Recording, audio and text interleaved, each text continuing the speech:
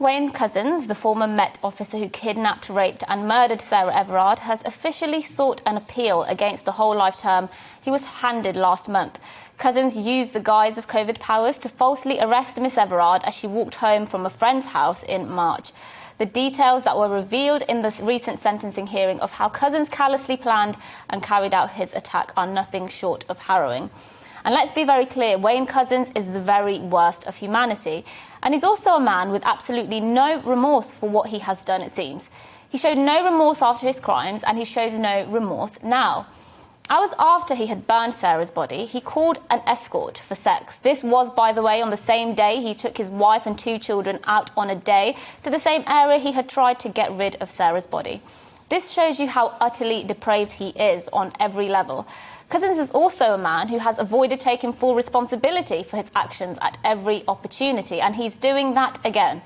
Following his arrest, he tried to spin a web of lies around the police, making up a story about how he had handed Sarah over to an Eastern European gang who he was indebted to, how he had no idea what happened to her, and that his actions were to keep his own family safe.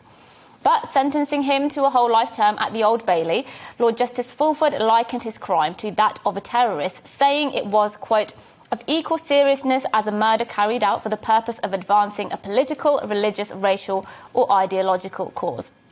A whole life order for Couzens was not just a victory for Sarah's family, it was a victory for justice itself. He joins around 60 prisoners in the country who will die in jail, for whom life really does mean life. He joins the likes of notorious serial killer Levi Belfield, who murdered 13-year-old Millie Dowler, as well as 2 other young women.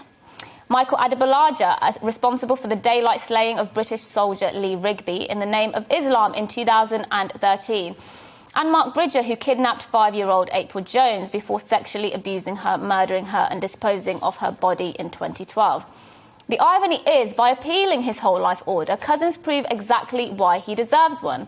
Exactly why it is right that judges have whole life orders at their disposal. His appeal of his sentence suggests one thing to me, that he does not think he deserves to spend the rest of his life in prison for what he did.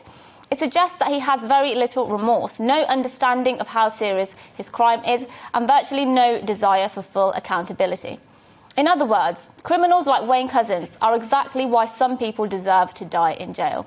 And I, along with every sane person in Britain, I hope he does.